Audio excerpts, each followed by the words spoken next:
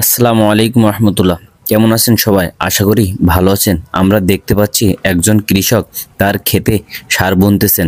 এই যে কৃষক, তিনি মূলত তার গমের জমিতে সার বুনতেছে। তিনি হলো দ্বিতীয় কিস্তিতে যে সারটা সেচ পানি এবং সার দিতে হয়, তিনি কিন্তু দ্বিতীয় কিস্তিতে সেচ দেওয়ার সময় যে পরিমাণ সার দেওয়া লাগে তার অর্ধেক পরিমাণ সেচ দেওয়ার আগে বুনছেন এবং বাকি অর্ধেক পরিমাণ সেচ দেওয়ার 2 থেকে 3 দিন পরে পানিটা যখন টেনে গেছে তখন কিন্তু তিনি বুনে দিচ্ছেন।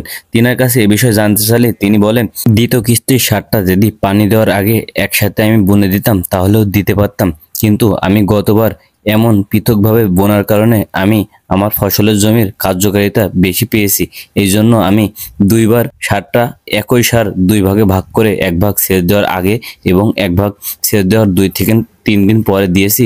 এতে করে কার্যকারিতা বেশি পাইছি। আপনারাও চাইলে এই পদ্ধতি গ্রহণ করতে পারেন।